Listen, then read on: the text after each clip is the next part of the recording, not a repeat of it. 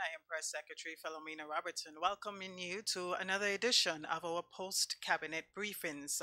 Thank you for joining us, to those who are here with us in the room and those viewing the broadcast via television and the internet. Thank you also for joining us. Today's briefing is going to be slightly different to what you're used to. It's actually going to be a two-part briefing. In this first segment, we of course have the Minister for Education and Human Resource Development, the Honorable Emmeline Pear, and she will provide an update on developments within the education sector. Later in the briefing, we will be joined by Prime Minister Dr. the Right Honorable Keith Mitchell and Attorney General Sir Lawrence Joseph. And the focus in that segment will be on developments as it pertains to the misuse of funds at the Marketing and National Importing Board and the inquiry that has begun, which is spearheaded by the Integrity Commission. So getting right down to business now, the school has just reopened for the start of a new academic year. Minister Pear had a national address on radio and television this week. I'm sure many of you would have heard it. So she's here this morning. She will highlight some of the key things that she would have referenced in that address.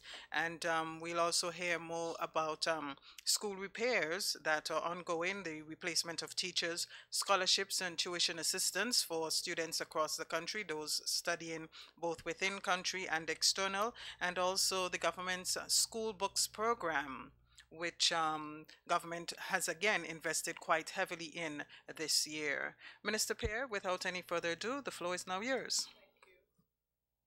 Thank you very much, Philo, and let me say good morning to members of the media who are here. And of course, to the listening public, I want to say a very warm and special morning to everybody. On a sad note, before I go into the substantive matters before us, I want to use this opportunity to extend condolences to the Bishop of the Catholic Church and the entire Catholic community on the passing of Bishop Emeritus Sidney Charles. This, of course, is a loss not just for the Catholic Church, but I believe for Grenada, Carriacou, and Petite Martinique. I want to now extend not condolences in this case, but best wishes to all of our stakeholders, particularly our principals, our teachers, our students, and all of those who have returned to our various learning institutions yesterday. Thank God we would have had, I believe, a very good start to the school year. While we do have, and quite obviously with all of the challenges that we do face and we are trying to deal with, we obviously would have had, little glitches here and there, but to God be the glory, we've had a fairly good start yesterday to the new school year.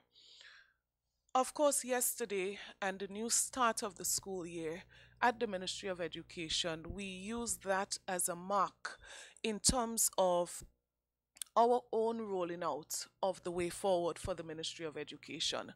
And that is why special effort was made to have that national address. And when I say national, I mean to all Grenadians, because we all do have a part to play in the education sector, one way or the other, whether it's directly, whether it's indirectly.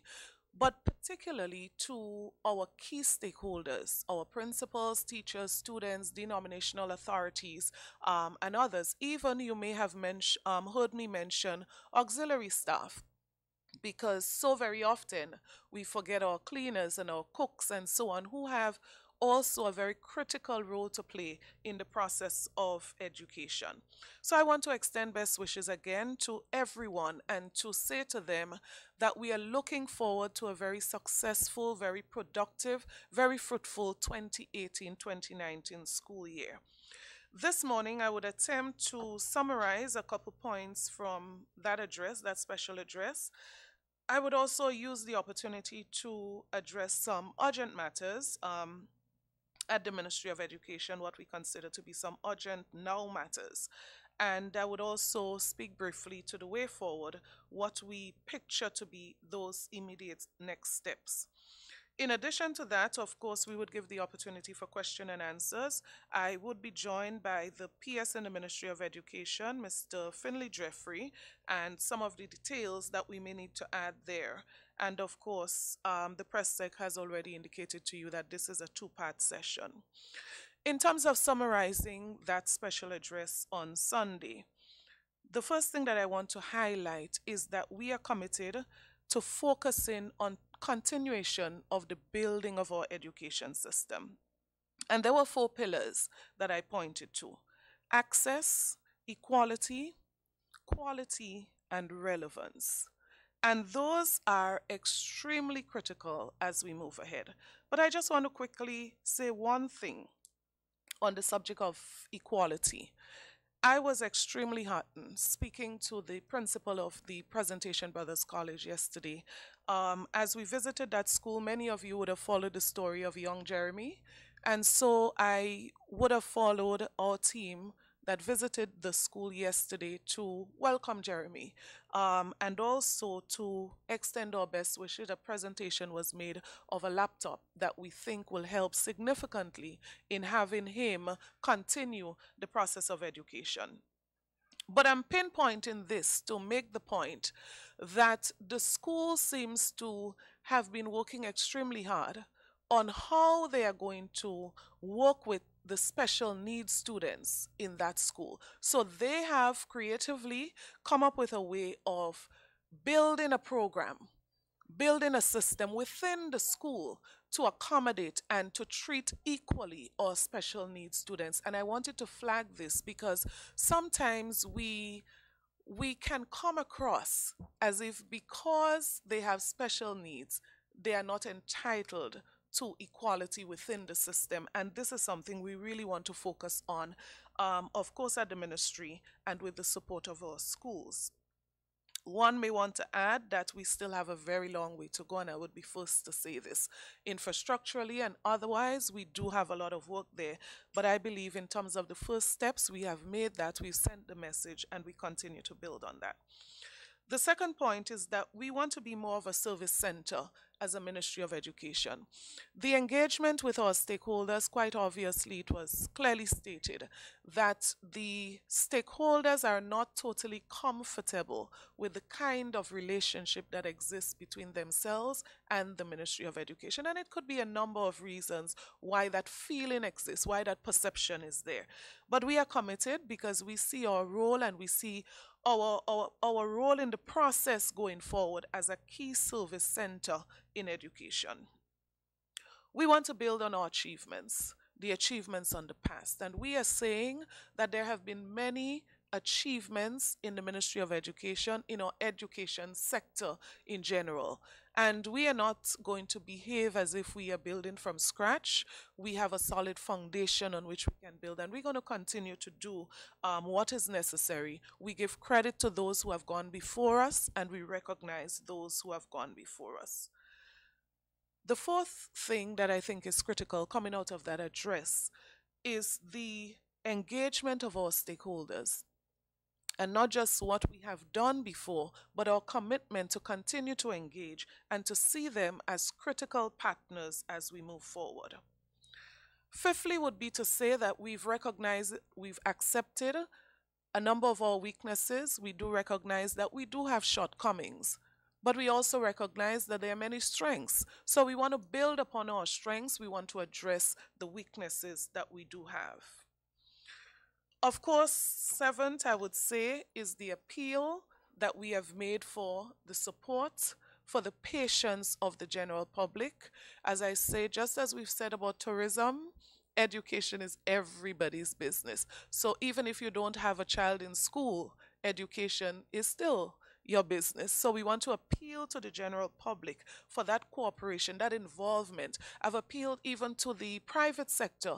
Get more involved in education, support a school, get more involved in the activities of our schools so that every Grenadian would feel that they have a stake, they have a role in the education sector. And of course, our focus on learning, number 8, in that everyone can learn, Learning is lifelong, and you would recognize shortly when I make mention of some of our initial actions in that regard. No child being left behind, and that is critical to the Ministry of Education, in that our policy and our actions to follow must demonstrate that clearly. Boys in our education system, and I'm sure you've heard our Prime Minister articulated that very strongly, members of Cabinet articulating that very strongly, the concerns that we have as it relates to boys, and what is it that we are going to be doing in that regard. And of course, our unacceptable, as I think I would have stated it, performance in both math and English. And already we've started taking steps to improve there. What are we going to additionally do? That would become a focus area. As it relates to schools infrastructure, number 9, reference was made to that. And of course, we highlighted the GEEP project, which is a CDB funded project, millions of dollars committed through that project, and that project has already been rolled out. We are in the process of, I would say, midway in that project in terms of some of the benefits that we are going to see. So, for example, when we visited Karakou, the cry as it relates to the state of Bishop's College, infrastructural state of Bishop's College, that school, we are going to be seeing some major work started there in the very near future. And of course, when PS gives some of the details, I'm sure he may want to speak to the civil works that will start soon at Bishop's College. In addition to that, on the mainland, there's always been the cry for an update and where are we, just to say that we are progressing and we are attempting to move ahead as quickly as we can. And I stated two things. In moving ahead quickly, we have to pay attention to two things: the laws of Grenada, the rules of the government, and the rules of the funding agency. So while we would love to make it happen tomorrow, there are processes that we must go through. But at the end of this, we are going to have three new schools. Particularly, I want to make mention of them. St. Andrew's Anglican Primary School in Grenville. And you know the situation at that school, no need to go through the details there. And I empathize with all of the teachers and the students. And the St. David's Secondary School, the Grenada Christian Academy. Now, while these and other schools are operating under conditions that we are not happy with ourselves, I believe the comforting news is that we have been trying to do all that we can from our end to ease the discomfort and to address even other schools that do not fall within that circle that I just referenced. So, for example, over the vacation, August vacation, work would have started and in some cases completed. PS would add some details there. Over 20 schools. As a matter of fact, I believe it was about 25 schools where we would have started work, and as I said, some completed. And that 25 schools, or those 25 schools, was from a list of about 30 to 35 schools that we highlighted as priority. In my mind, this was a major achievement in terms of the number of schools we were able to address during the vacation. But of course, I say that at the same time, recognizing that we still do have a long way to go, and we are committed, we are moving even more aggressively on this matter. The 10th area, final area, as it relates to the highlight, was reference to a 1-year plan. Now, we are extremely committed and we recognize the importance of developing a long-term strategic plan for education in Grenada. Of course, this we have solicited initially assistance from the OECS Commission and the Caribbean Development Bank for technical support. But in the meantime, we believe in the coming months that we are going to make some headway as it relates to that. But internally, we are looking at rolling out a 1-year plan that prioritizes some of our focus areas. And that 1-year plan, during the period that we roll this out, we are going to flip into that long-term plan that we would be receiving technical support through the CDB and OECS, as I mentioned. During this time, we are going to place focus on training.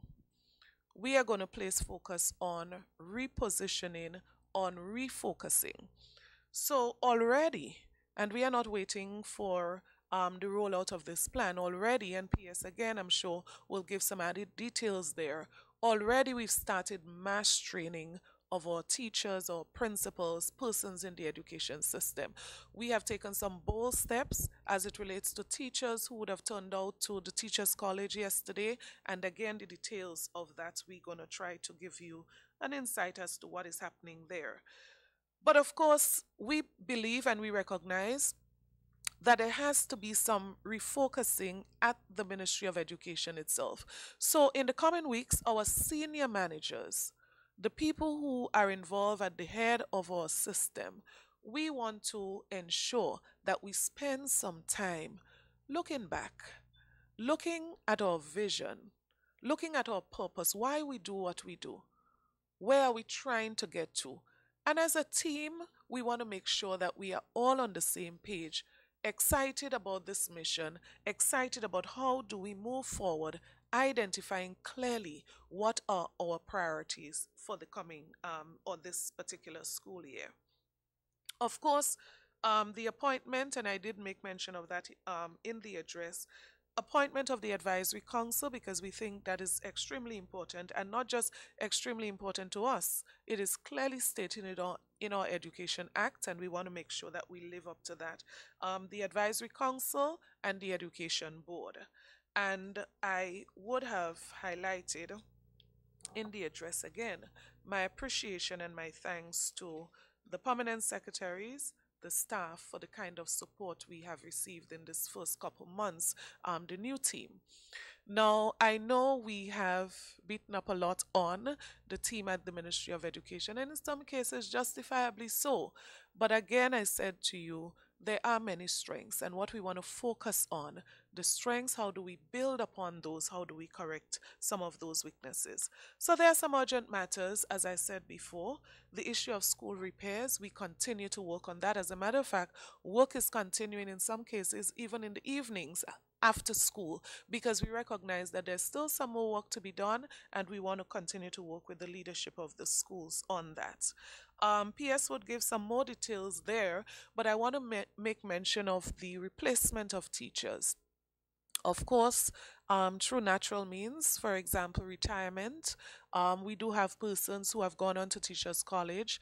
We do have persons who maybe would have traveled, different reasons why persons may have left the classroom during that period before the opening of school. I can assure you, the ministry has been working aggressively on the subject of replacement, and significant numbers of teachers were replaced during the period of the vacation and in readiness for the reopening of school. Of course, we may not have been able to complete 100%. But as I said before, our commitment and our aggressiveness to work on those issues, I would want us to focus a bit on that. The issue of furniture, we know that some schools, that is a major concern. During the vacation, we were able to deliver furniture to a number of schools, and we continue to work on the deficiency. We continue to work on the needs of our schools in that regard. But I want to place emphasis as it relates to care of furniture.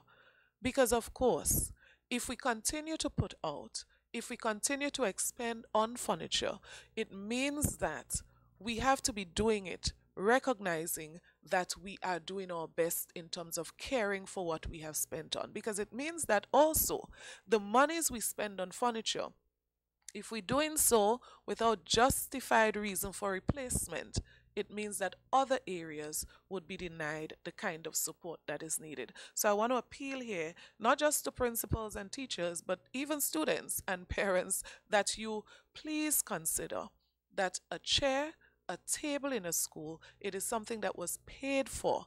And if not cared for, we would have to use resources that we need for other purposes to replace those. We cannot meet the total demand. As a matter of fact, during the vacation, we received a call for support from New York for a group of persons there who would have sent, I'm not sure if it left already, PS, but would have sent a container of furniture, used furniture, for some schools in Grenada. Initiatives like those we do applaud, we do accept as extremely necessary in building the stock that we do have, because the ministry by itself, I would love to say upfront, it is not able to meet the demand that we have before us in relation to school furniture. Let me also use this opportunity to make reference to scholarships and tuition. Over the past couple weeks, members of cabinet, the staff within the Prime Minister's ministry, and the staff within education has been busy trying to meet the demands at the constituency level, the demands at the national level for support. And we do applaud the what I may want to unscientifically refer to as the increase in the interest for further education, and we applaud all of those who have come forward expressing need for assistance. Let me say that the resources allocated for that project, we would have exhausted that with the first batch of requests. And that gives you an indication of the kind of demand that we have seen for this new school year. In addition to that, I want to also make mention that unless we put a proper policy in place, we will continue to struggle as we are doing now to decide and to meet the requests that we have before us. So it is unfair to the staff to decide if you can accommodate X cases. Who are those X cases that you are going to give top priority to if you are unable to meet the needs of all of the cases that would have applied? And so cabinet would have taken a decision that a revised policy will be in place as it relates to tuition assistance, particularly for students attending SGU. On that note, I wish to also clarify what seems to be a perception or misunderstanding of maybe the general public as it relates to support for SGU. Many of the students who approach or make requests for support for SGU scholarship, they would begin by saying, we have received 90% scholarship from SGU, and we are now seeking the support of the government for the remaining 10%. Let me say clearly that the 90% scholarship provided through SGU comes from government resources. Government would have made a special arrangement with St. George's University through indirect means such as concessions and otherwise, that all of these monies will be placed in a special fund to accommodate students who are Grenadians applying to attend SGU. It means, therefore, that a child from Mount Horn or a child from Mackay in St. Andrew who travels to SGU and is told that they can receive a 90% scholarship from SGU, that is complement the government of Grenada. So there's a misunderstanding that this 90% is provided by SGU, and now we are coming for 10% from government. Government in recent times recognizing that there are some students, especially those from very rural communities, where in some cases both parents may be unemployed and the applicant himself may also be unemployed. Government would have provided additional assistance to the 90% for those cases. That misconception that I referred to would have led even persons who are employed to believe that that 10% can be covered by government. I wish to clarify that government is in no position at this time financially to accept requests from every person going to SGU for that 10% because government would have already made special arrangement for that 90% scholarship. And let me note that 90% does not discriminate whether you're employed or unemployed. It is for Grenadian students. In the same breath, let me also add that we also recognize that there are a number of students who have expressed interest in pursuing studies at TAMCC, NULO, and even Program for Adolescent Mothers, PAM. Government would have agreed, cabinet would have agreed that we are going to provide support, tuition support to students who have applied and have been accepted to those institutions. Let me also add too, as I refer to scholarships and tuition assistance, that over 100 students only about a week, 2 weeks ago would have received official documents from the Ministry of Education of the commitment of the government of Grenada for tuition and in some cases economic costs for studies in other countries outside of Grenada, those who go to SGU. So we also have countries such as China, Cuba, the students who go to UE, for example, Trinidad, Barbados open campuses. On the subject of school books,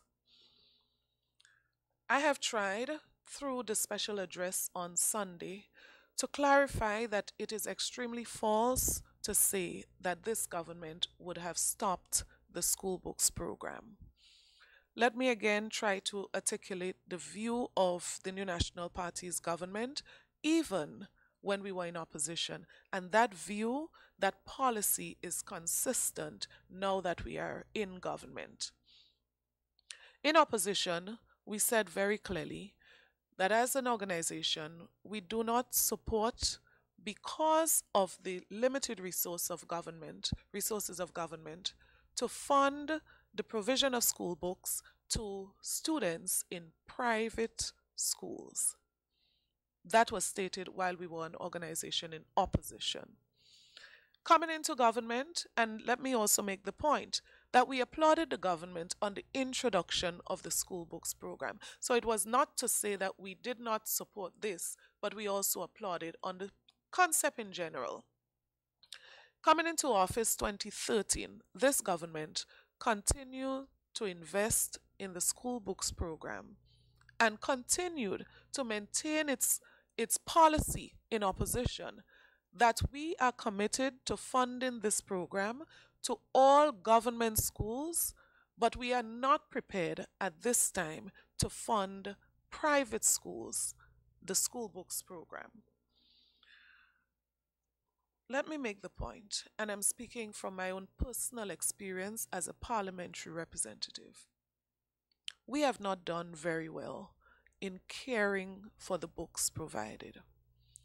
I have seen with my own eyes how some of those books have been treated, having visited homes in my constituency. And I can speak to a case in particular where it was raining, we sheltered under a house, and there were some books in the mud under the house, stamped Government of Grenada.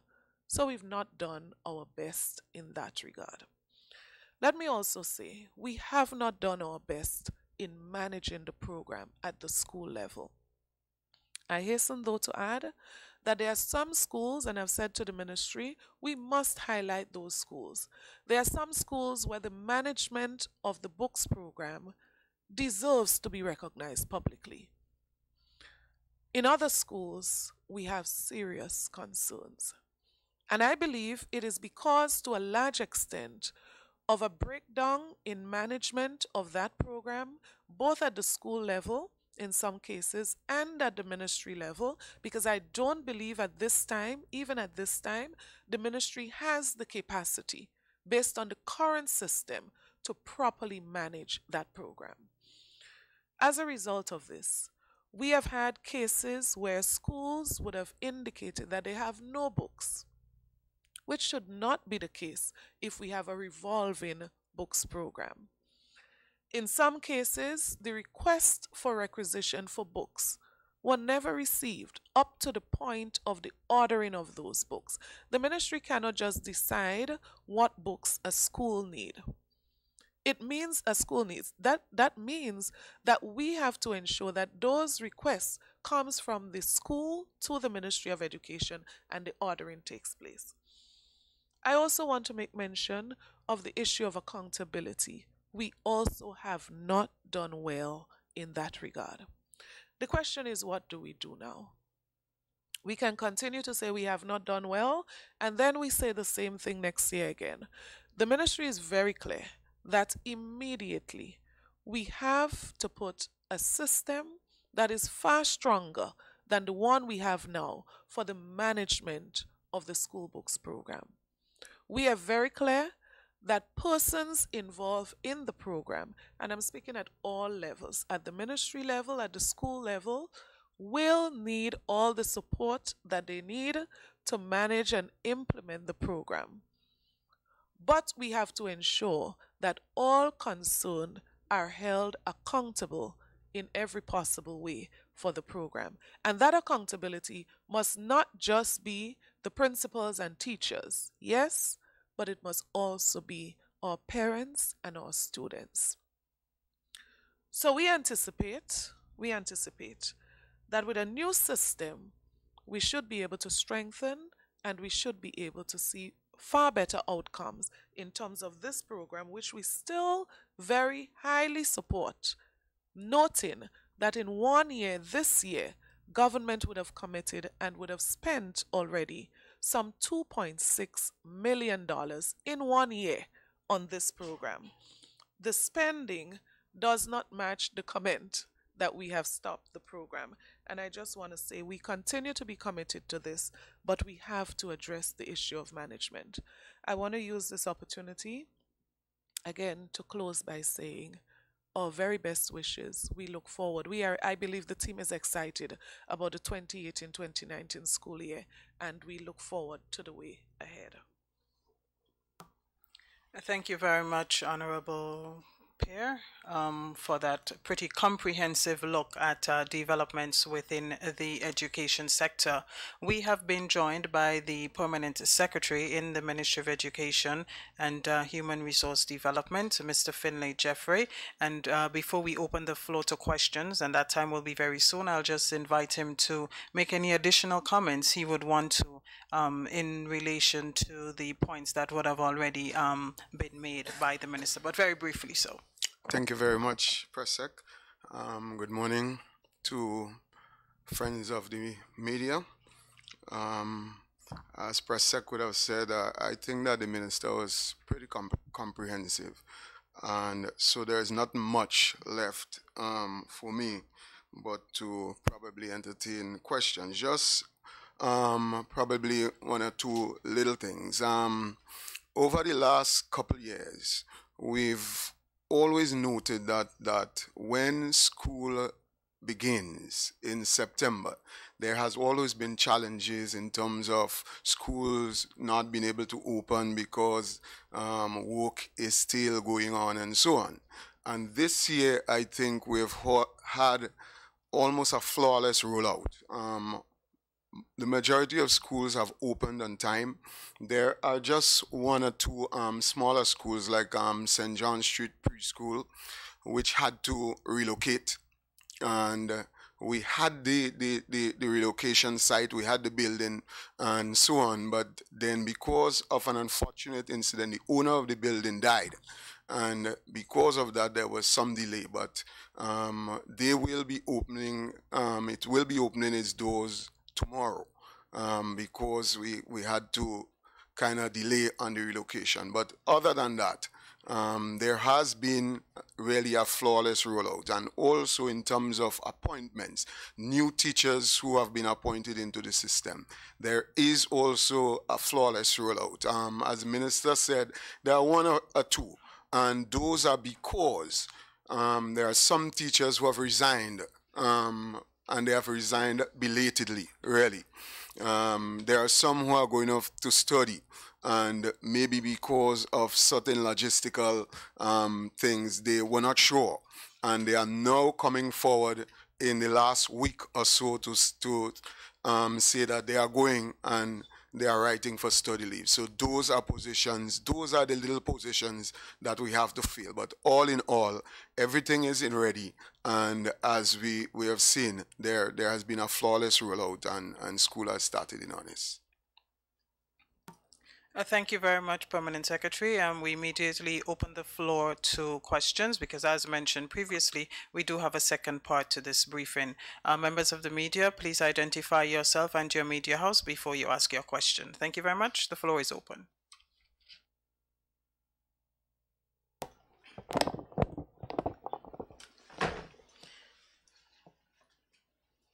Akisha Felix, the Grenada Broadcasting Network. Okay, the first question, as it relates to the school book program, let's go to the free backpacks that was offered to the public last year.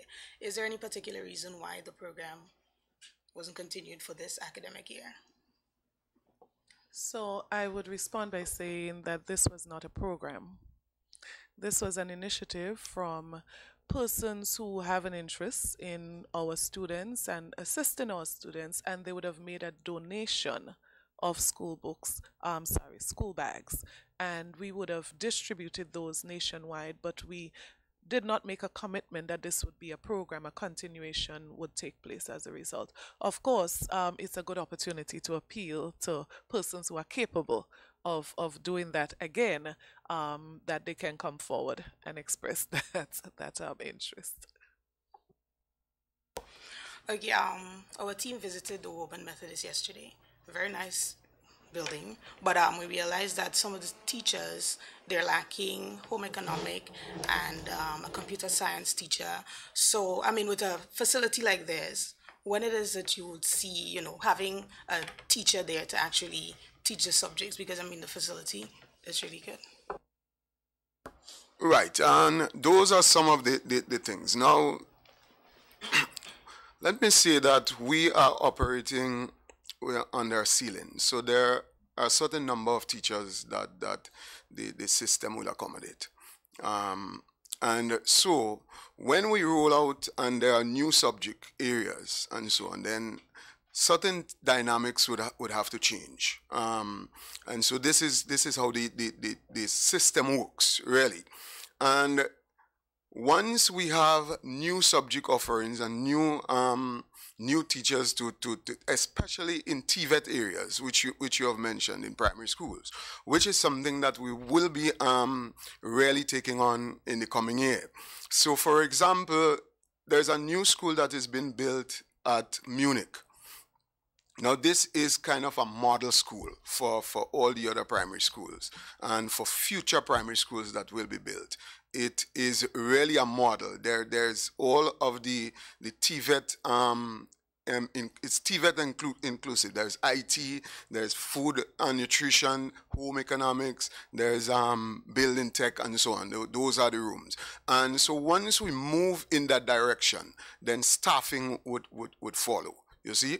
And so this is one of the strategic areas and the strategic directions that the ministry is going to move in. And so we will have to sort of beef up on that ceiling so that we can get these people in place so that the curriculum can be taught. Last question. Okay, the Greater Grenville Project, right? The complex includes a resource center. Can we get some information as to when this might come to light or any sort of information that you might have? I would not want to speak to the details of that project at this time, because I'm quite aware that there is some negotiations that's taking place, but I'm sure government would have a special press conference before the launch of this project. But importantly, I've insisted that there has to be some consultation with the persons who are going to be involved in this initiative, which is important, but I wouldn't want to speak details at this point. Good morning, Sherry and Noel GIS. I have two questions. The first question has to do with the three new schools that are to be constructed. I'd like to know if areas have already been identified and if the tender process has already started. In specific response, but I just want to make a statement, and that one is more political, I'm going to say, as parliamentary representative, where one of the school exists. Now, in many cases, persons have in their mind where they would like to see schools relocated in cases where they may have to be relocated. Let me say upfront, and this is something I've addressed at the constituency level, we are going to be guided by the technical reports that would speak to what is best. I want to make that specific point, especially as it relates to the Anglican school in Grenville. Right. No, as As Minister would have correctly pointed out, now this project is on a project called the Keep project. Now it happens in two phases. The second phase would facilitate the rebuilding of the schools that of which she mentioned. So the tendering process and so on, we have not reached there yet. We have to first of all determine, as you said, where we put the schools, because all of the schools may have to be relocated. St. David's Catholic, we have the GCA, that is Grenada Christian, and then we also have the Anglican school. Now, there's a possibility, a strong possibility, that three of them may have to be relocated. So those are conversations that would have to take place, first of all.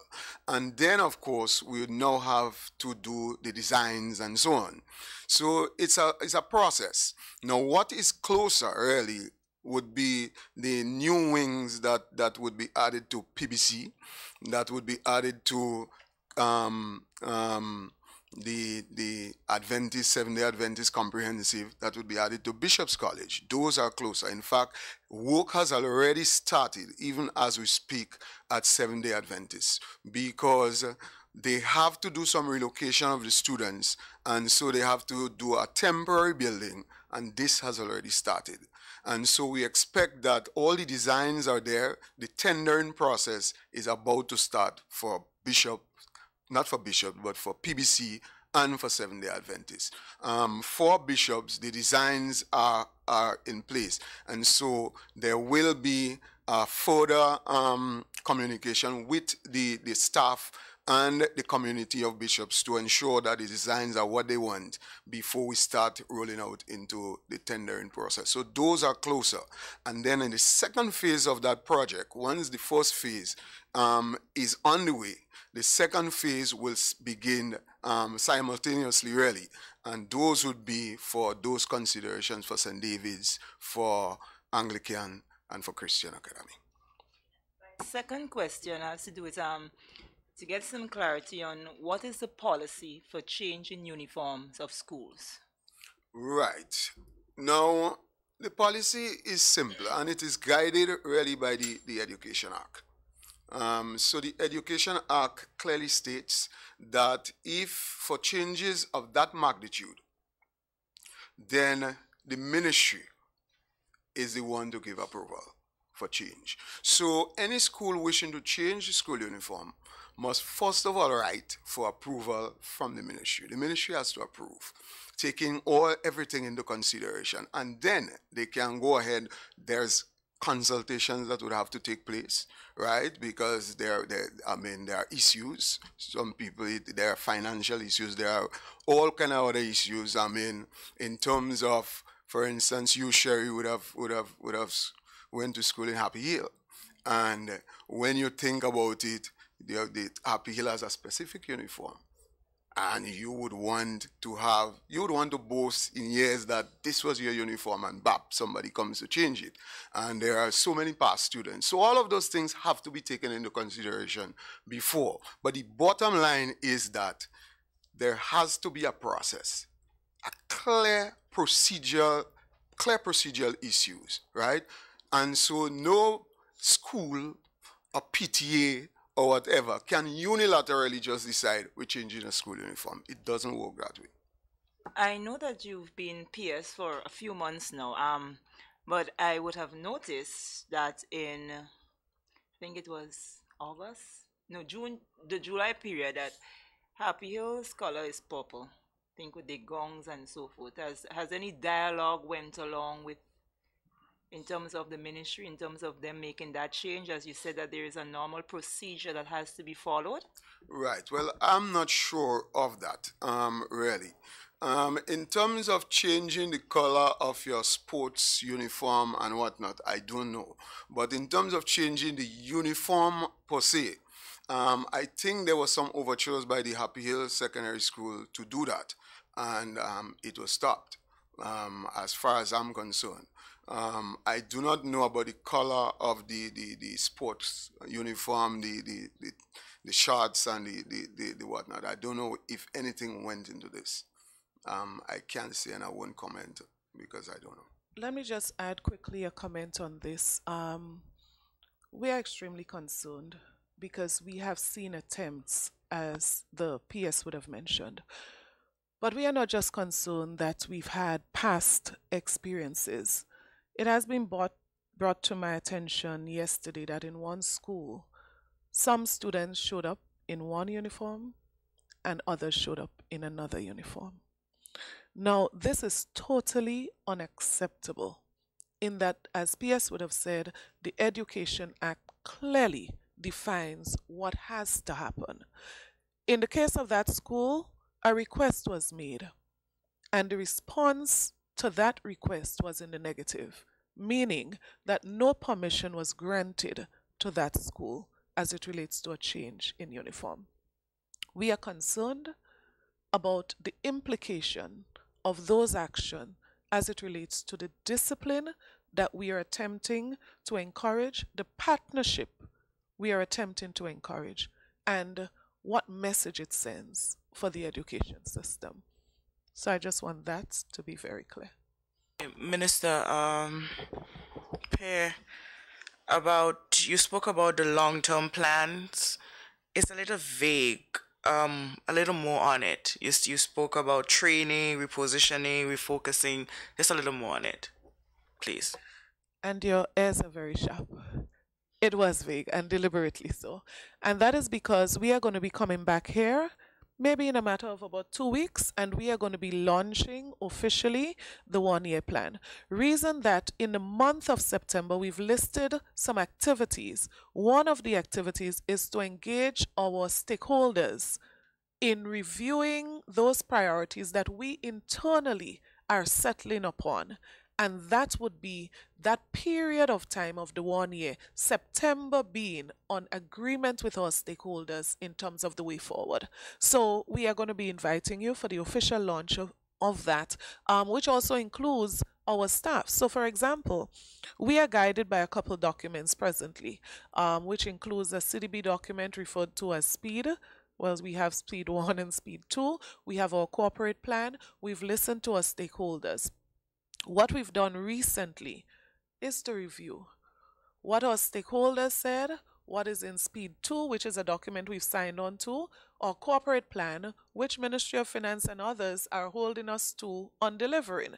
So when we look at those three documents, what are the gaps? What is it that we may not be treating as priority that should be priority based on our commitments? So once we've consolidated that into a single map forward, our stakeholders would also be engaged, the public, because there will be a role for everybody, including the general public. All stakeholders, even broader than the stakeholders of education in particular. So there's going to be a launch that is going to speak specific to that 1 year plan, and it's also going to say what progress we've made in engaging those two major entities that I've referred to on that long term, maybe 10, maybe 5, in terms of a long term strategy. But you're right, the vagueness was deliberate. I didn't introduce myself, Sarana Mitchell, MTV. Another question, you spoke about boys in education systems being a concern and it's been spoken about over and over. What is the Ministry of Education going to do? How are you going to address this? For, what are you going to do? Have you a plan? So this is going to be featured in that plan that we are launching, right? But I want to make a very important point. We have agreed at the cabinet level that there are some issues, including the one that you just alluded to, that cannot be treated ministerially, cannot be treated by a sector within the whole. It has to be taken across the board. So I remember some years ago when we looked at crime, and I don't know if some of us in the media remember that, when we had Colonel Nestor Gilfie leading the process of the National Strategy on Crime. Every sector would have been assigned a role. So that's not just the police business. So inclusive of that, the boys and the concern, performance and attitude and so on. What is the role of Ministry of Youth? What is the role of Ministry of Agriculture? That must be clearly stated. So only yesterday, at the cabinet level, we had discussion on youth in agriculture. How are we going to engage with government's land, agricultural land, to engage more of our boys in agriculture, particularly those with an interest? So it has to be holistic, and it cannot be just what Ministry of Education is going to be doing. What we're going to be doing, and in addition, making reference to what specifically, not by accident, what we've identified as the role of other government ministries, agencies, individuals, the media, for example. Don't underestimate the power of the media in all of those issues that we just spoke about. And that is why we are going to do even more to engage you more as a stakeholder in this process.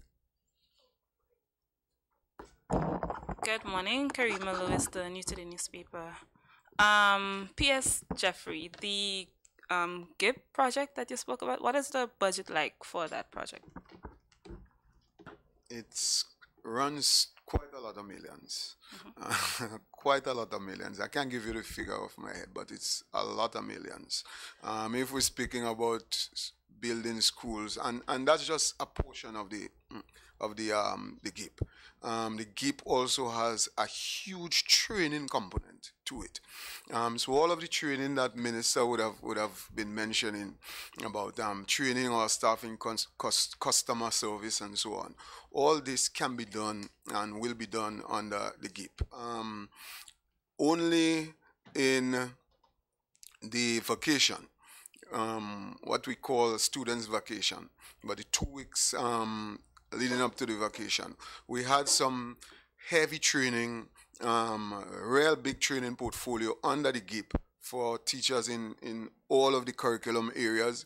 We had for maths, especially, we rolled out what we call FAME, which is a framework for action in mathematics education. It is something that has taken root in a lot of the other Caribbean islands, especially in Barbados, and it has been bearing fruit. And we are now trying to bring it here to bring our teachers up to speed with it, so that this is one of the ways we're hoping that we can tackle the mathematics problem. So we have a vast amount of training that can be done. Only soon we'll also be rolling out for teachers, especially who are doing degrees in areas that are important to the education sector, but who are having difficulties, especially finishing up.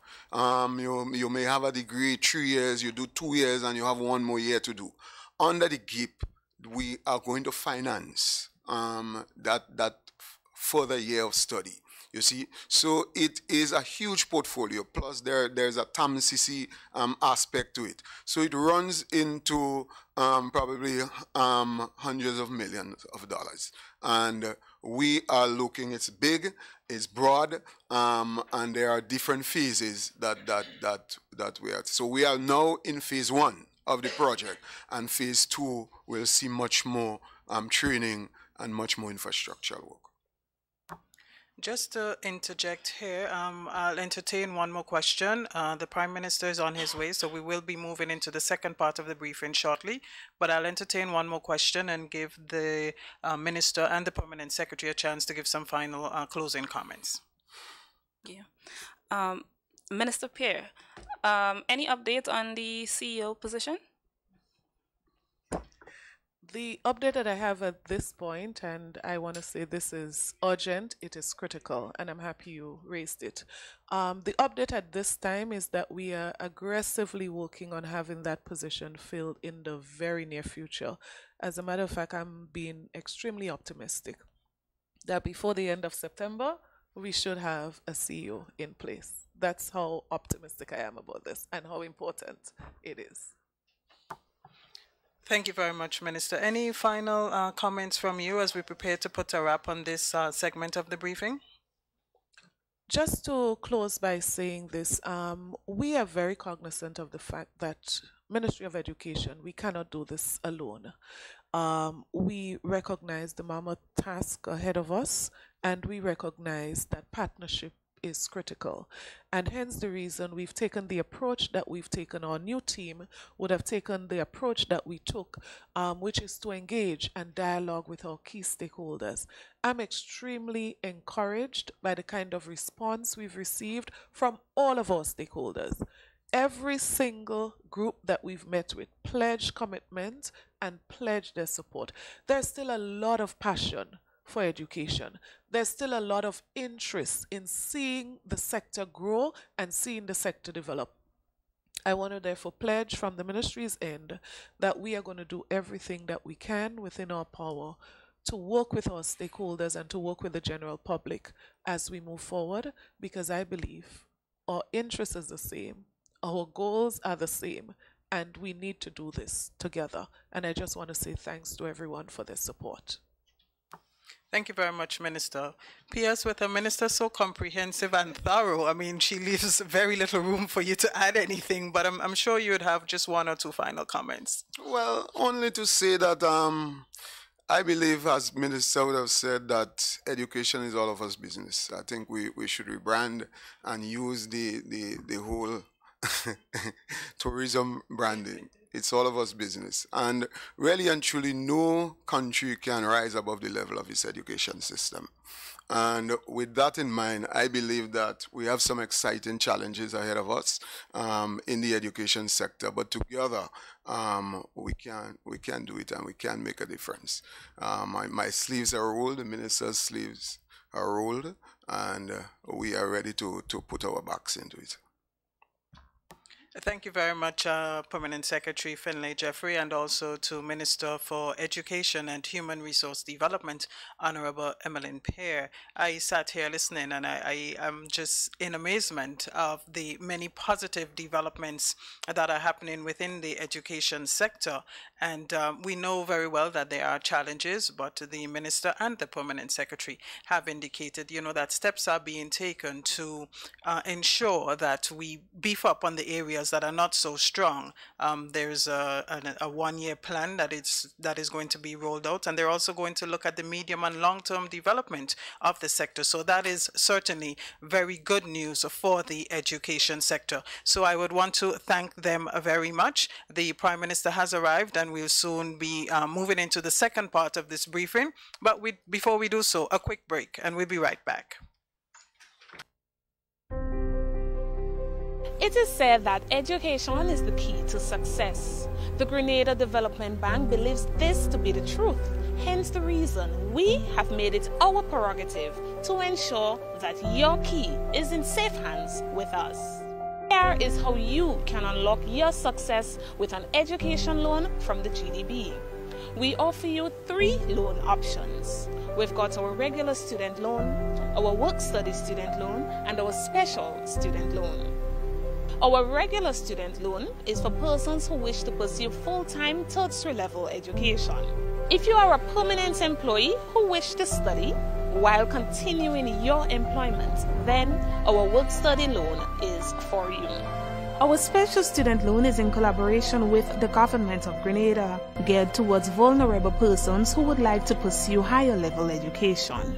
Remember, you must have proof of admission from a recognized institution here at home or abroad. All our loans are 100% financing with interest rates as low as 5%. Get your funding from GDB today for your tertiary level education, your technical training or vocational training, even professional development, with up to 12 years to repay.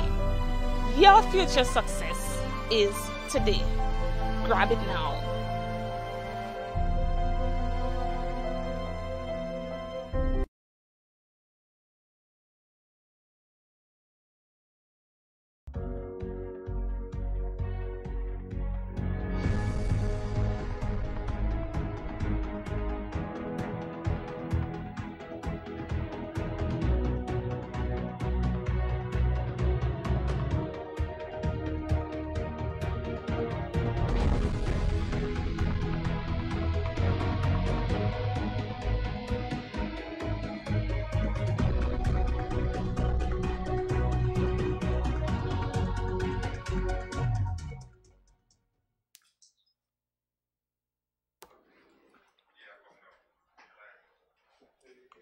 Thank you very much, and welcome back to the second part of this press briefing. As would have been mentioned, we are joined now by Prime Minister and Minister of Finance, Dr. the Right Honorable Keith Mitchell, and Attorney General Sir Lawrence Joseph. We do recognize that we're going past the regular time, but this is a very important subject, so we thought it very important to address it here this morning.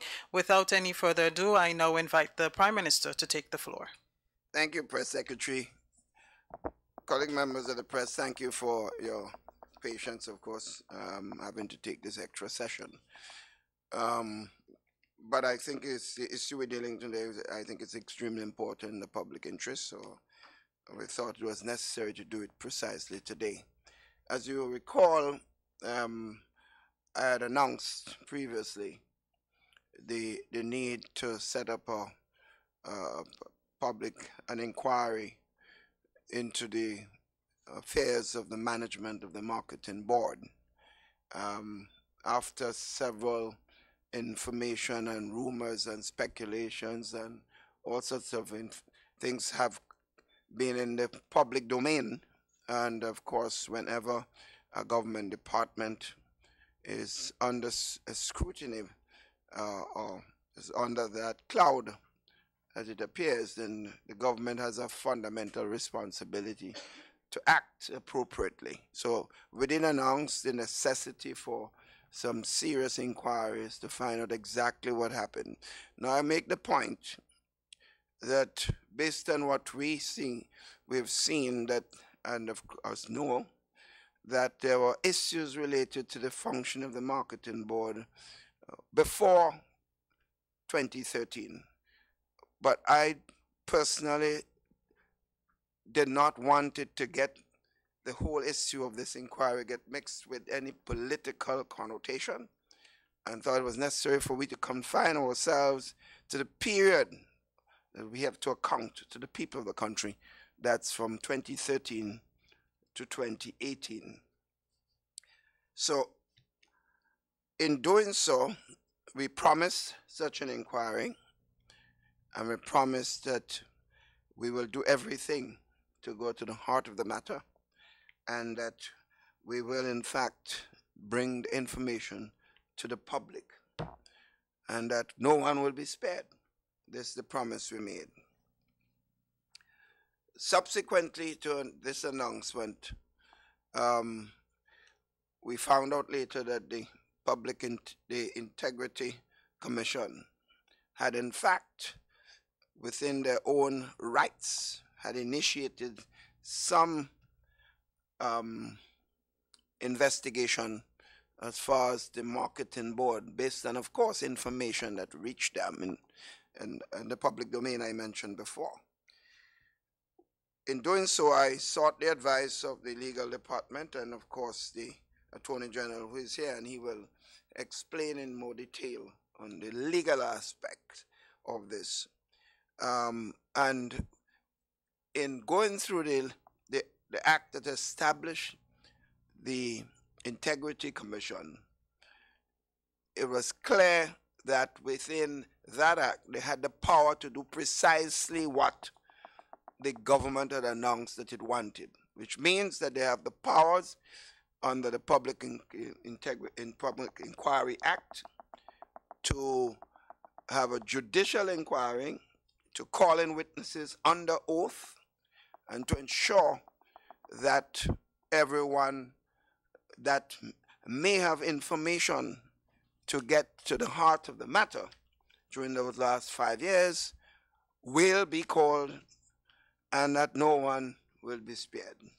In other words, if it is felt that the Prime Minister of the country must be brought before the inquiry commission, then the Prime Minister will abide by the dictates of that particular initiative. I would just want to point out also in this same vein that this is not a completely new experience for me, and those of you who know me well would know that I have been accused of everything on this God earth. during my public life. And despite all the accusation, no one has ever come out with any specific issue that, in fact, has been proven against this Prime Minister. As it is well known, there are certain, I would call them in some cases, fake news sheets that has spent the last 25 years attacking one person. And it appears that the more they attack that one person, the more support that person has got from the public, because nothing has come out to be truthful.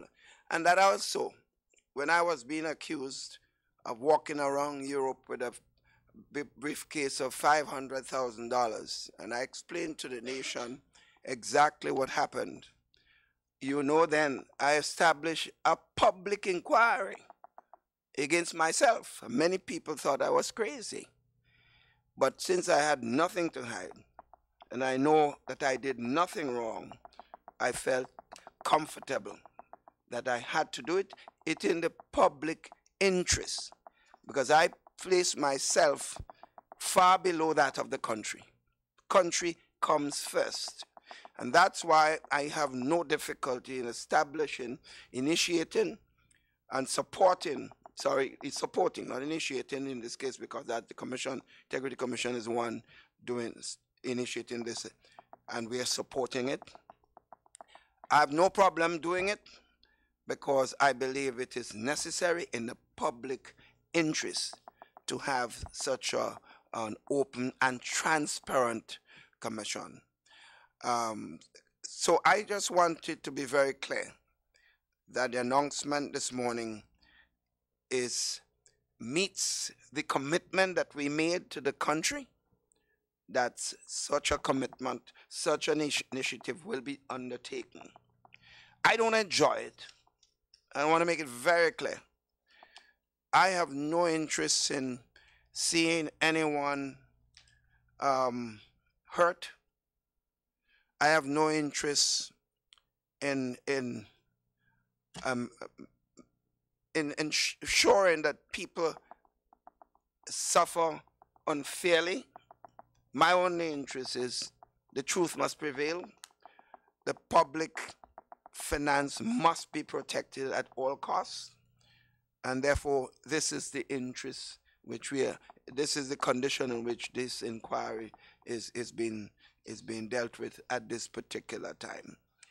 I just want to finally say, because given the allegations of misuse of funds, we believe that this decision is necessary.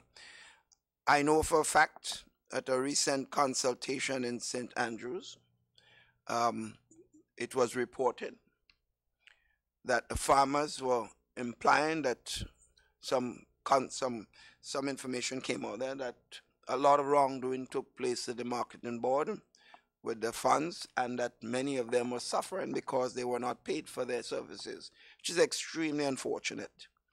And that the individual who is alleged to be the main person involved is now hired at the Ministry of Finance. I want to be clear. When the decision was made to hire the past manager of marketing board, I had no indication, and I was not the one who moved to get the appointment. I gave my endorsement when the information was brought and recommendation was brought before me. But I want to be very clear, I had no indication. If there was any indication that there was a possibility of problems in that area, I would not have supported it. That is not to condemn the individual. In this life, colleagues, is not only the truth that matters. Perception matters. So sometimes Someone may not have done anything wrong, but if it is perceived that problems may have occurred, we cannot duck our responsibilities. So the initiated in this commission must not imply that we are already condemning anybody. If we are already condemning somebody, we would not have needed this inquiry. We're just going to do what we have to do. So the inquiry is to find out the real facts, nothing but the facts, and let the chips fall where it's supposed to. So on this note, I would then ask the Attorney General, because I think it's necessary for you to get a clear picture as to why my initial announcement has to be seen in this particular context of the inquiry that is going to go forward. Thank you very much, Mr. Prime Minister.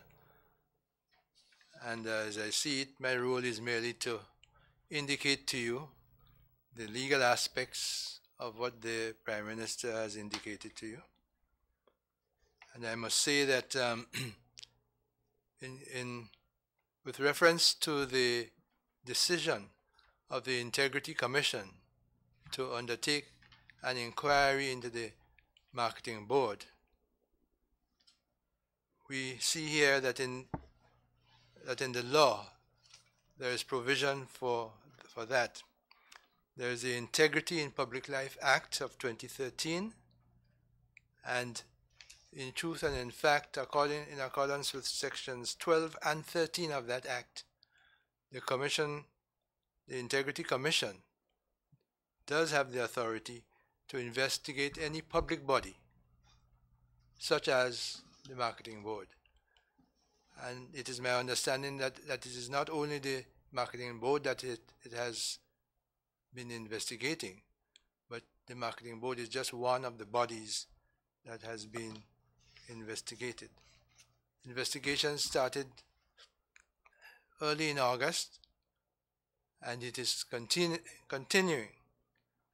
In accordance with the Act, that's section 13 of the Act, the Integrity Commission has the authority to form itself into a commission of inquiry, just as the government could have formed a commission of inquiry under the Commissions of Inquiry Act, Chapter 58. The Integrity Commission has the authority to do that after carrying out preliminary investigations.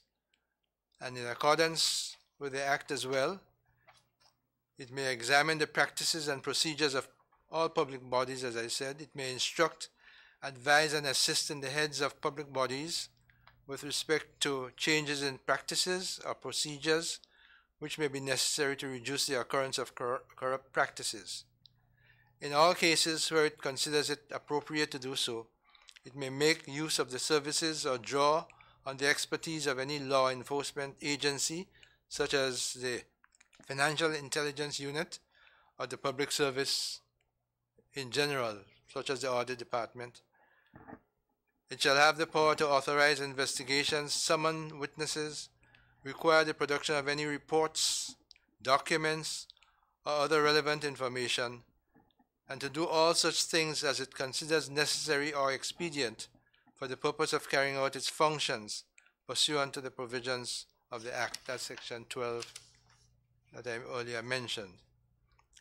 It shall have the same powers, rights, and privileges as a commission of inquiry appointed pursuant to the provisions of the Commissions of Inquiry Act. The Integrity Commission is an independent body, and it is spelled out in section 12.2, and no person or authority has the power to mandate or to ask it to do any particular thing or things. It is an independent body. So with these powers that have been given to the Integrity Commission under the Integrity in Public Life Act, the government feels that it has adequate powers to conduct an independent and objective inquiry that it intended to conduct itself. So herein lies the reason for allowing the the Integrity Commission to conduct its own inquiry into the MNIB to avoid any duplication of efforts regarding looking into the operations of the Marketing and National Importing Board. I shall end here at this time and entertain any questions they may wish. Need to add that since the question of the former managers' employment with the Ministry of Finance is seen in the public domain as an issue, I've had discussion with the individual. Of course, he has his own rights. But the ministry that he's employed with and the administrative end is taking initiative to write to the commission, Public Service Commission, because he has a public service contract. So we can't just act. The Public Service Commission has to act. And some recommendations will be made as far as his continued employment at this juncture is concerned, until such time that the inquiry is over and the facts come out. I just need to make that point. But I have to be careful to be perceived as deciding that by myself, because that's not the responsibility that I hold. The Public Service Commission must act with respect to employers of the Public Service Commission. Clearly, the executive branch has some influence, but certainly it must act on its own deliberate judgment. Thank you very much, Prime Minister Mitchell, and also Attorney General Sir Lawrence Joseph. I would now open the floor to questions, but be mindful, as was stated by both speakers, the inquiry that is being conducted into the operations of the MNIB is being done by an independent body, and as such, we can't speak to the specifics of the investigation itself. The government can only speak from its perspective of supporting the inquiry that is being conducted, because it had intended to do one itself, and also with regard to the legislation that allows the Integrity Commission the authority to conduct such an investigation. As we did before, just identify yourself and your media house before you ask your question. Good morning, Karima Lewis, the New Today newspaper. Mr. Prime Minister, in relation to this problem that the MNIB is now facing, how do you think this would affect the affairs of that organization, of the MNIB? How is it affecting it? Well, certainly from a financial standpoint and also from the standpoint of its operation. Because if you have not paid many of the farmers for the produce that they have given you, don't expect them to continue to supply you. If you have not met your financial commitment to your workers, clearly it will affect their performance and productivity. So the government has been called upon to almost literally have to meet some serious financial payment to the marketing board to keep it alive. So the faster and the quicker this thing is clarified and dealt with, the better for all concerned. I am not happy as Minister of Finance when the staff calls me and said, look, they have a request from the marketing board for some sums of money that should be used to do other things. So it definitely, there's no question about it, and there's no way we could have sit on this.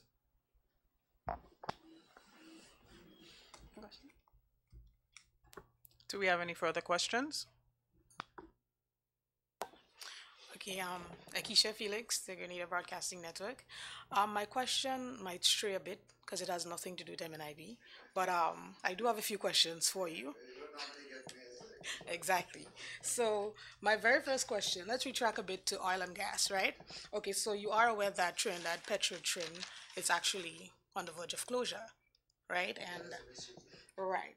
So I'm not sure if that would have been a partner with the findings of Grenada Gas to actually, buy whatever it is that, that we did find. So just shed some light on how it would affect, if the oil and gas sector. Yeah. It is about the oil refinery activities.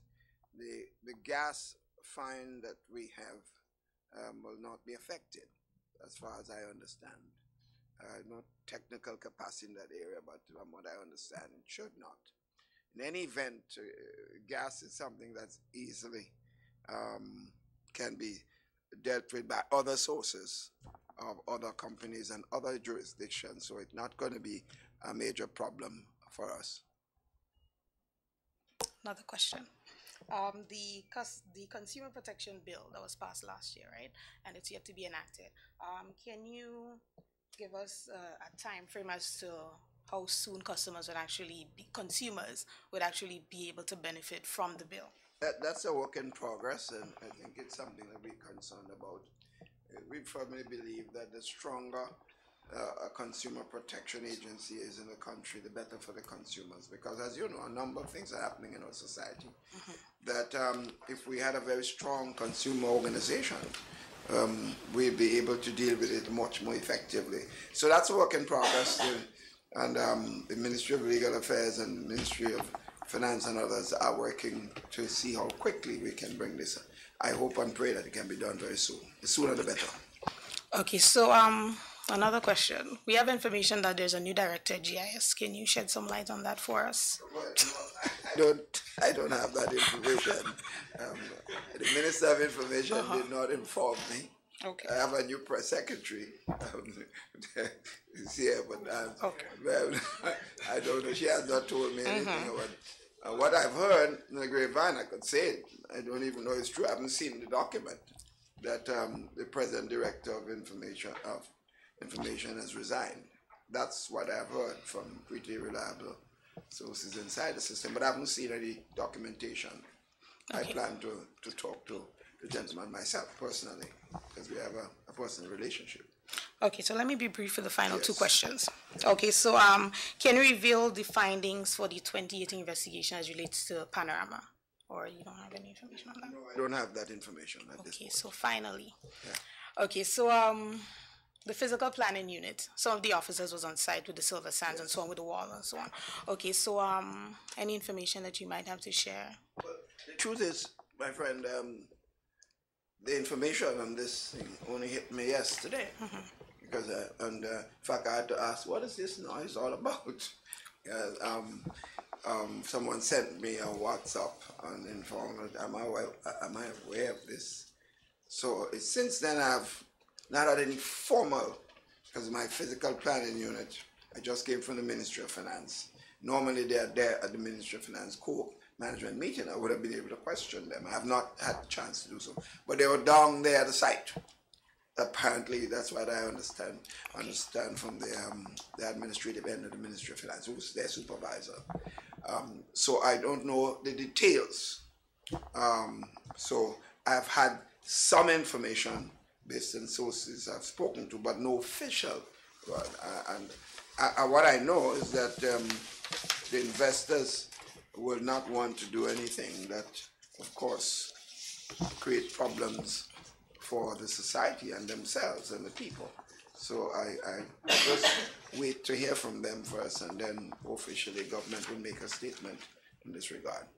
Okay, thank you, Minister. If I may provide an additional update here, I dealt with the issue in part yesterday. We received the complaints, saw the videos that were posted via social media, and having spoken to the physical infrastructure unit, I learned that officers of that unit, as you said, they visited the site yesterday. They reported back to their supervisor, and a meeting has been planned with the agent for the developer to discuss the matter of concern. So that meeting will be held, and once that is done and we have a definitive statement, the unit or through my office will be coming to the media with an update on the matter. If there are no... Hi, Serrano Mitchell, MTV. Still on Silver Sands, a question that arose Could the jetty that was there be removed for what we're seeing happening now because it was relocated as such? Again, I cannot say because I don't have any information in this regard. Okay. Press Secretary, do you? No, I have no information with that respect. We do have to realize that there's an entire government of ministries. So some things, of course, fall within the purview of different ministries. So if a particular update is needed, I can assist in getting that information for you so we can speak. But since you asked, we certainly would find out because I wasn't aware of a jetty issue. So we'll find out more. Okay. On the issue of the CCJ, are you satisfied with the information being given to the public on the CCJ to make informed decisions? Is it marketed adequately, do you think? But remember, the CCJ issue was something that was there previously before the last election, and it got mixed up in a lot of the political environment of the day. And so there were a lot of discussions and consultation held by the advisory committee led by the Honorable Attorney General. Then this is a start of the new process. Of course, we've launched a public relation campaign with the presentation by a number of key persons that was led by Prime Minister Motley of Barbados. And I think it was a highly successful event. I could sense that there is appeared to be a stronger understanding in the public of the necessity to support. The fact that it does not take a very strong partisan atmosphere at this time is sending the right message, because I don't believe any party or government would want to take credit for CCJ. CCJ is about the people of the country. And that's why we sought to have everybody, all political parties, all religious organizations, all social partners involved in the process. And so I think that where we're going so far, I think we have a lot of information, and more information will be coming out. As a political organization, as a party, we'll be doing our own share of public information in strong support of the CCJ. If I may add, this Friday, the House of Representatives will be debating the bill, the CCJ bill, because as you may know, 90 days will have had to pass before debate in the House of Representatives.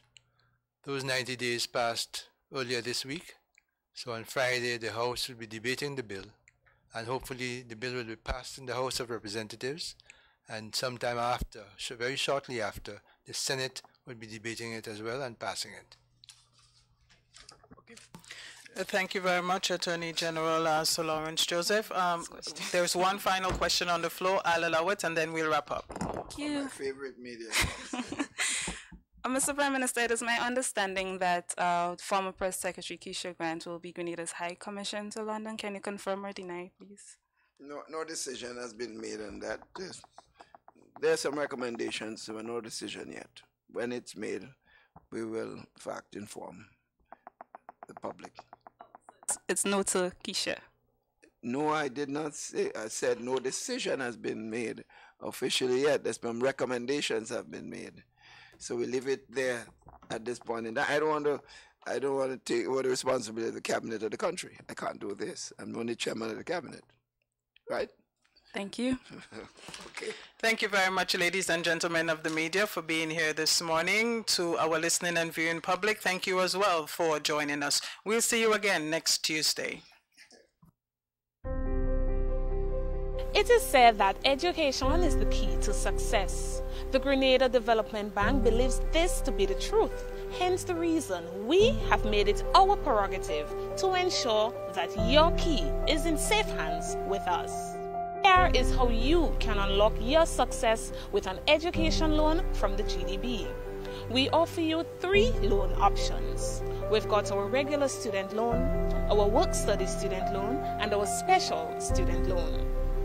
Our regular student loan is for persons who wish to pursue full-time tertiary level education. If you are a permanent employee who wish to study while continuing your employment, then our work-study loan is for you. Our special student loan is in collaboration with the government of Grenada, geared towards vulnerable persons who would like to pursue higher level education. Remember, you must have proof of admission from a recognized institution here at home or abroad. All our loans are 100% financing with interest rates as low as 5%.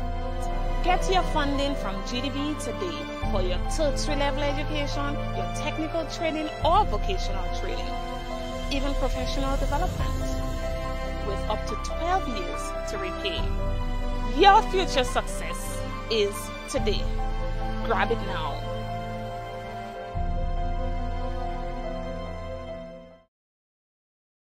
Proudly Caribbean, and we continually strengthen the bonds of the people of the region as together we embrace our collective destiny. We are the children of Marcus Garvey and Bob Marley, of Vivian Richards and David Rudder, as Caribbean as West Indies cricket, and as Caribbean as the University of the West Indies. We are reggae, we are soca, we are one vibration. Break the chains of colonialism for one united Caribbean. The Caribbean Court of Justice, proudly ours. Rising out of the ghetto, third world, stagnation, reaching out for tomorrow with a world vibration. It is said that education is the key to success. The Grenada Development Bank believes this to be the truth. Hence the reason we have made it our prerogative to ensure that your key is in safe hands with us. Here is how you can unlock your success with an education loan from the GDB. We offer you 3 loan options. We've got our regular student loan, our work-study student loan, and our special student loan. Our regular student loan is for persons who wish to pursue full-time tertiary level education. If you are a permanent employee who wish to study while continuing your employment, then our work-study loan is for you. Our special student loan is in collaboration with the government of Grenada, geared towards vulnerable persons who would like to pursue higher level education. Remember, you must have proof of admission from a recognized institution here at home or abroad. All our loans are 100% financing with interest rates as low as 5%. Get your funding from GDB today for your tertiary level education, your technical training or vocational training, even professional development, with up to 12 years to repay. Your future success is today. Grab it now.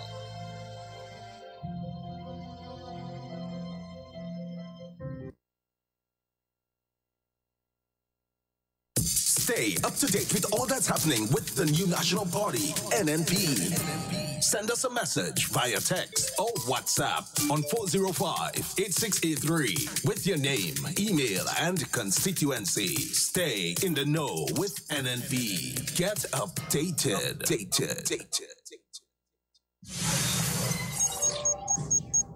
You're listening to Hard Talk Grenada via www.hardtalkgrenada.com.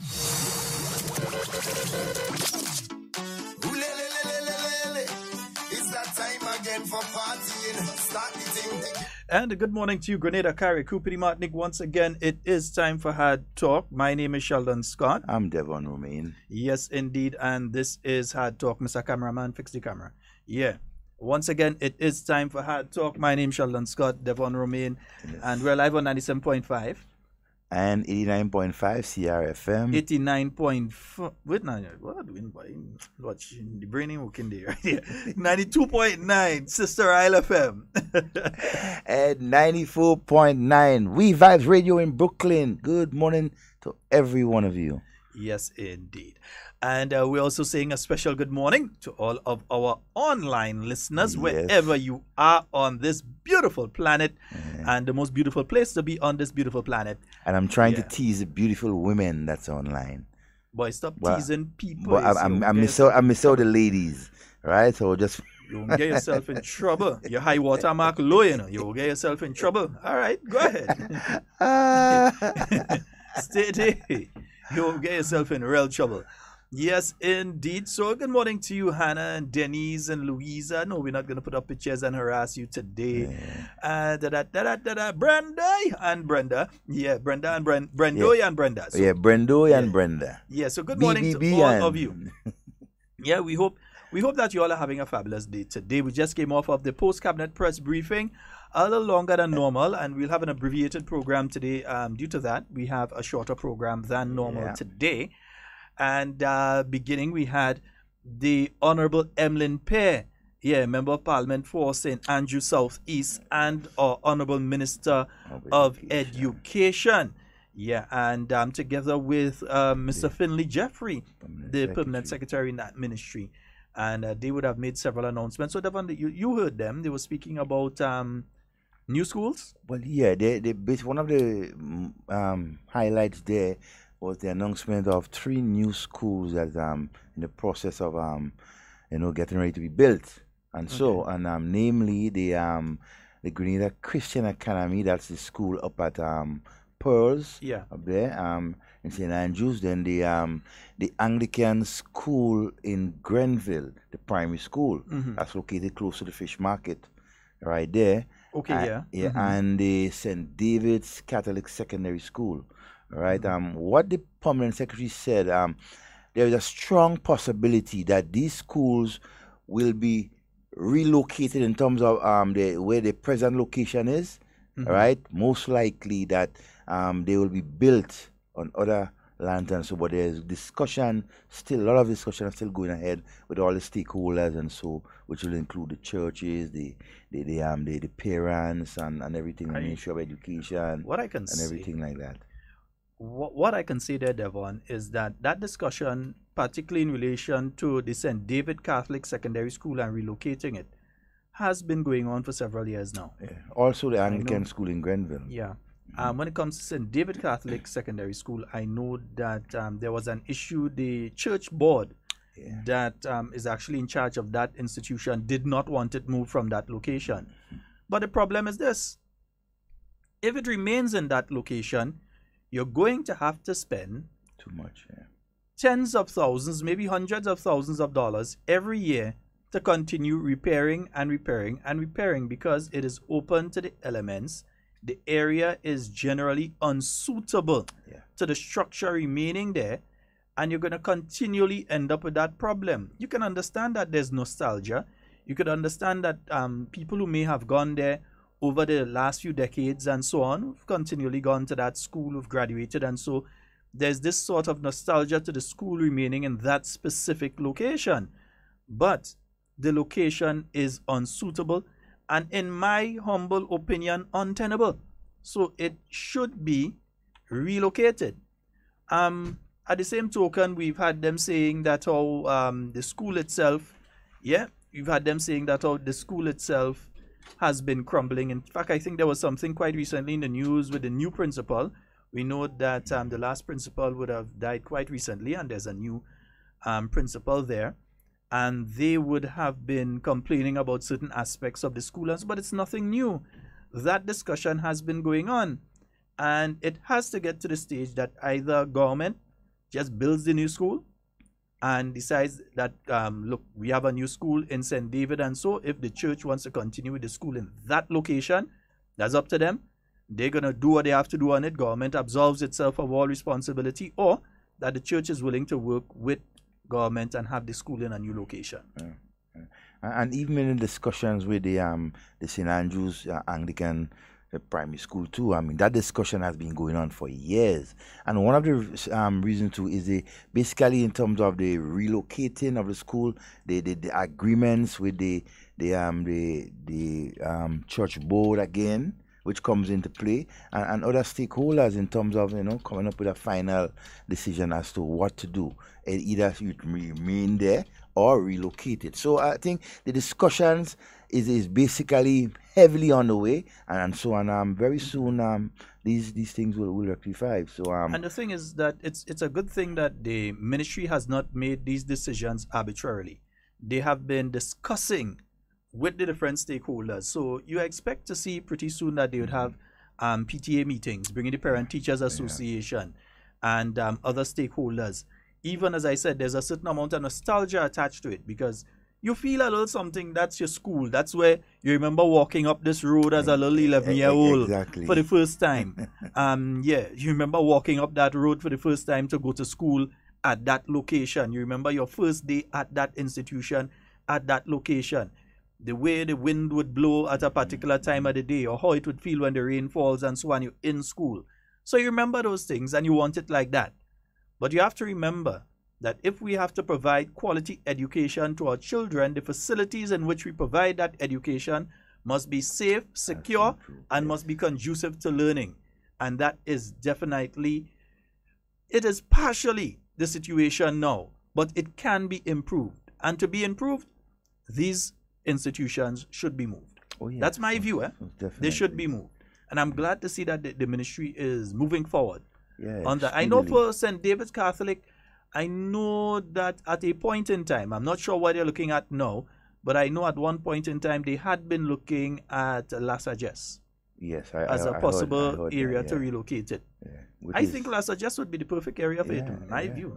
Yeah, it's closer. St. David people all go say. Field, in sporting area, and it will be in a much, in my view, safer and more conducive for learning. And it's discussion that is ongoing, and as the permanent secretary rightly said, all the stakeholders will be involved, and the right decision will be made for our children. Even the children who are there now, you want to hear what the children have to say too. Most definitely you want to hear them. Yeah.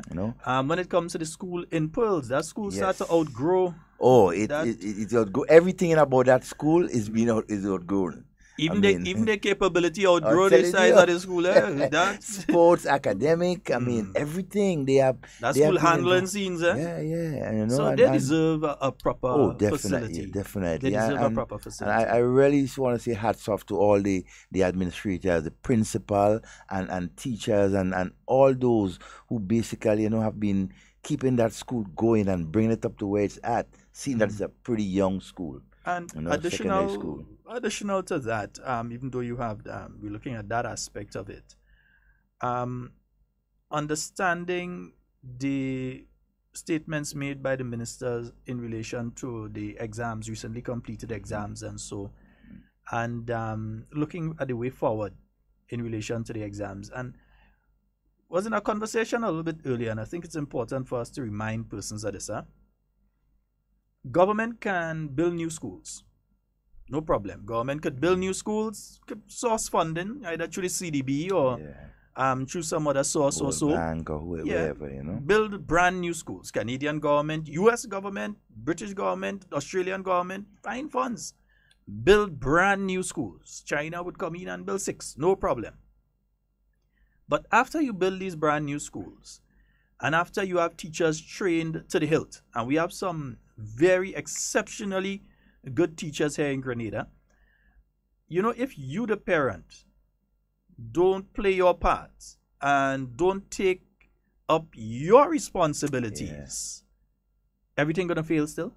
Your child will still not be able to achieve at the level that they have to achieve. It's not just the school. Nope. Some people cussing about the school and the school and the school. I said to them on the teachers, and the teachers trying their best, and you're on the teachers. If you, the parent, don't play your part, your child will not be as successful as they can be. They might be successful enough. They might just be the kind of go-get-it kind of child that just buying kit about nobody. This is what I want and I'm working towards it. But they can even be better. Instead of being the co-pilot on the plane, they could end up being the pilot. Yeah. And instead of being the pilot on the plane, they could end up being the owner of the airline company. Yeah? But if you do not play your part, I was looking at the CXC website. I'd like to thank my good friend Nicole Cambridge for putting that one out. For those of you that have children that are presently writing getting ready to write the CPEA, or what we used to call the Common Entrance Exam. Yeah, the CPEA. If you go to the CXC website, there is actually a document there for parents. Yeah? They have a document there for the teachers, they have documents there for the students, and they have documents there for the parents as well. Yeah? so that the teachers, they go through their teaching guide and so on of how to prepare the students for the CPEA exam. Yeah, so that's there. The teachers have that. The students have their own guide of how to prepare themselves for the exam. And then there's another section there for the students themselves, for the parents of the students, of how they as parents can play a part in preparing their children for the exams. You ever realize a lot of times when you hear the top students and so, you ever realize a lot of times the parents are teachers? You hear a child, Island Scholar, top prize in CPEA or CXC or even A-levels. I haven't heard A-level results yet though. No, I've not heard them yet. But you hear them and you realize, well, okay, but this person probably they're just focusing on, it's not that they're just focusing on their child. What has been happening is that they know that you have to focus on your child. So as a parent, they're focusing on theirs. Of course. So they realize that, yes, as the teachers doing their part, government do its part, it have the structure and everything, the children not wanting for anything in the school system. But then, on top of that, the parent has to do their part. It's important. You as the parents must do your part. Well, you must, otherwise you're in trouble. Sheldon, one of the things I want to sort of interject is I'm still wondering what is the arrangement, right? That is there between, for example, the church and government when it comes to the running of our schools. There are different arrangements, and in the case, if I remember correctly, and I'm subject to correction, again, I am subject to correction, but if I remember correctly, it's only about 2 or 3 schools that are directly under the control of the Catholic Church, and the St. David Catholic Secondary School is one of them. Some schools, they would carry the church name, but the teachers are paid by government and the bills are paid by government and that sort of thing. And the church has their part that they do. But I think the St. David Catholic Secondary School, if I remember correctly, is in a different position. I think it's controlled by a board of directors from the church or something like that. As I said, I'm subject to correction on that one. Don't quote me. I can find out more information. I know to call and find out more information on that. But I know that different arrangements with different denominations, there are different arrangements when it obtains to the church schools. Which is why I'm saying that you may end up with a situation that the government just has to build a new school in St. David. And that becomes, whatever you call it St. David Secondary School. You take out the Catholic out of it, St. David Secondary School, and students can go there. And if the church wants to maintain the school, because of proximity to the church itself, if they want to maintain it in that, they can go right ahead, but they find the funds to do it. You see, because I've been hearing that concern from a lot of parents, and so a lot of them do not really understand, like, for example, in some schools, the role of the church and the role of the Ministry of Education or quote, the government per se, as to the running of the schools and so. So I think in some instances, and so some more information, either from the Ministry of Education or even from the school board, the PTA, and so much more information as it comes to the administration of most of our schools when it comes to the church and the state, and so would be nice. Yeah. And so I've posted on the Hard Talk chat that's taking place on Facebook. I've posted that link for parents who want to get their hands on the parents handbook, so that you as a parent, because again, and Hannah is saying, every time you hear Island Scholar, you look at who's their parents. Who's their parents, yeah. And it's not that some of the parents are wealthy or so on, because that's not always the case. But it's when you check what has been taking place, it's always a case where the parents have been playing an active role in the child. Their child, yeah. Even if there are some parents that stay up and study with their child, Oh, yes. The child is studying for exam, and the parents stay up with them. Whether they're reading another book or so, they're just keeping them company. They're not humbugging them. They're not bothering them. But my child are up too. Yeah. And they are there to help in terms of questions, understand. And some students are fortunate too that their parents who might be teachers might be teaching the same form that they are in. So, they will get, it seems like they will get special attention, but the parent is more in a position to assist. Because remember, it's not the parent that writing the exam or correcting the exam. Exactly. But it's that the parent pays more attention. Yeah. So folks, you need to pay attention. Yeah. Children. You need to pay attention. I posted the link. You can share that among your friends who may have those 10, 11-year-olds who are preparing for the CPEA exam next year. Share that link with them. The parents' role is very important. But Devon, we have to move on quickly because we're nearly out of time. Also, you've had Prime Minister Dr. the Right Honorable Keith Mitchell along with Attorney General Sir Lawrence Joseph, and they would have announced officially the Commission of Inquiry into the Marketing and National Importing Board issue. Not much we can say in relation to it because there's a board of inquiry. Who knows who's going to be called in front of it? And therefore, there's not much we can say on that except that it will be happening from an independent board, of inquiry. Because based on what I understand, it for example, the committee, they have the power to choose whoever to investigate or set up the board, right? It's their prerogative, or their right. So there's not much we can say in relation to it, except that or has even been government could do, because they act as an independent body, basically. And hey, it's in the public interest. Prime Minister also stating that a request has been made to the Public Service Commission in relation to one of the individuals, or the main individual, who has been, his name has been in circulation in relation to this particular issue.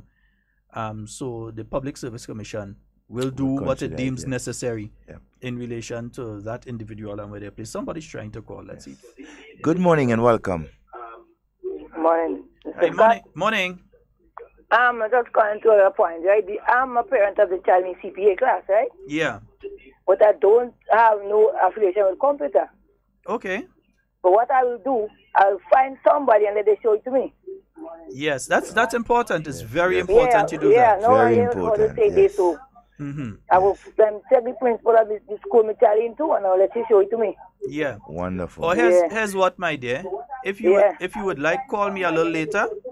And you're in St. George's or you're in countryside? Where are you located? Because I don't know how you speak about it, and I'm interested. So. Yeah. No, I'm asking if you're located in St. George or outside of St. George. Yeah. Oh, you're listening to the radio. Okay, I'll say it on air. What you can do is I'm willing to try and print a copy and get it to you.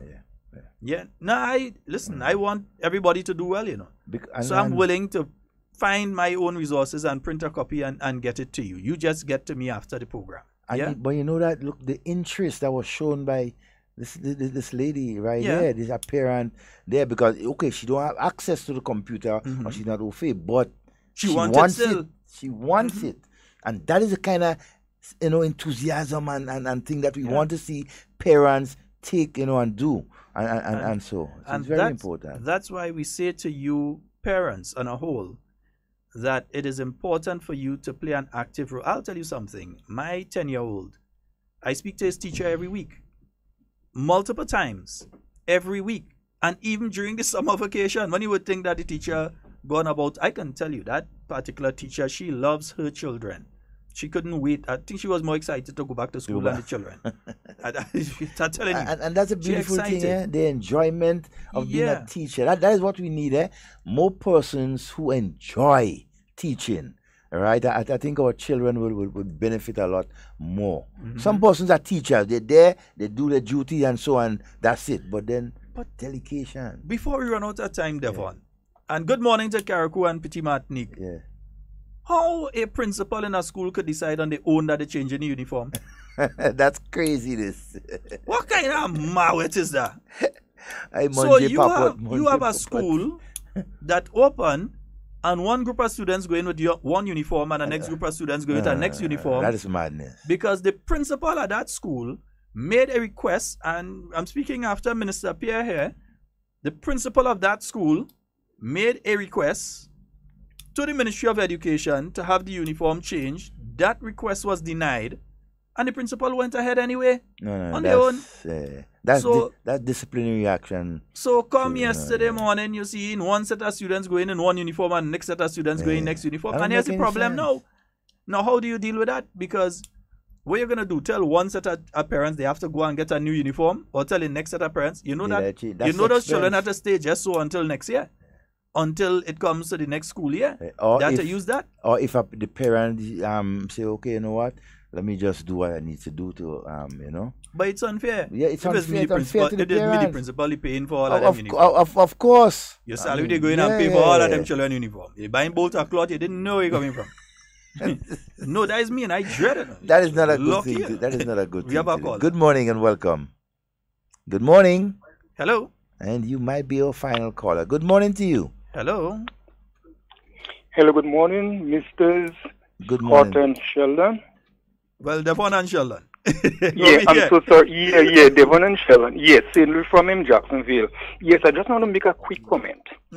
I know sometimes some organizations, even individuals, we love to go in the area of tradition. For example, we may have a school or a church in a particular area, and regardless of what, we don't want to see it removed.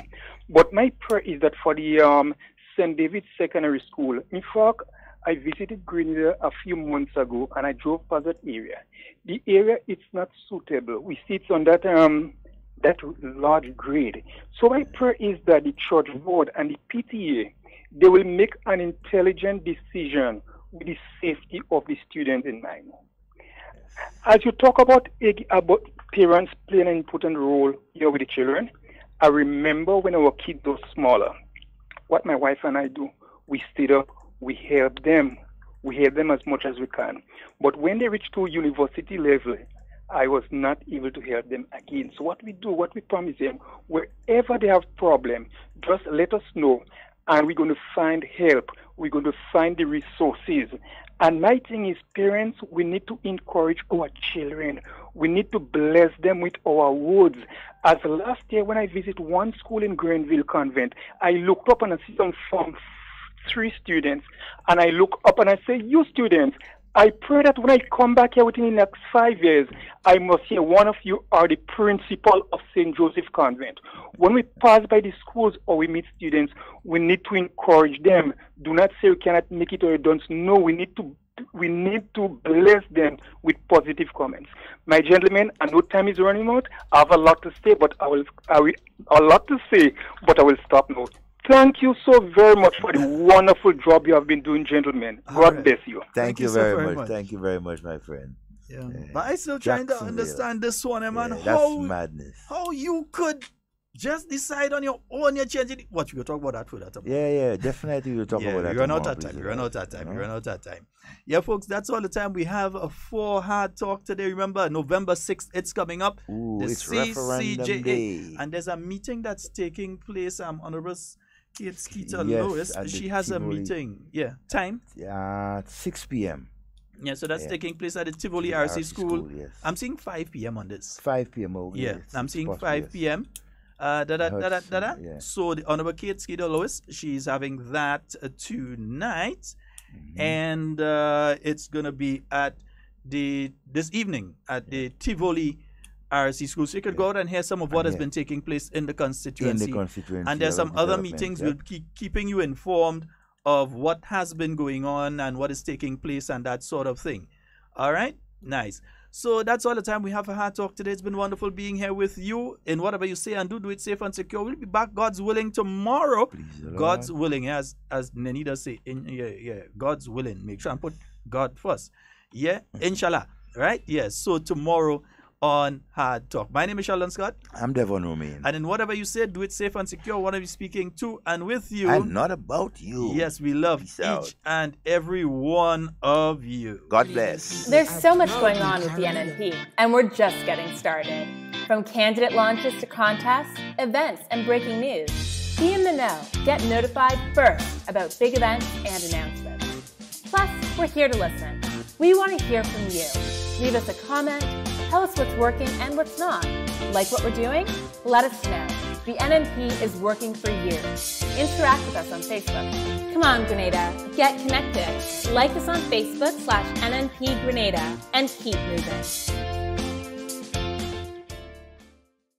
Stay up to date with all that's happening with the new National Party, NNP. Send us a message via text or WhatsApp on 405-8683 with your name, email, and constituency. Stay in the know with NNP. Get updated.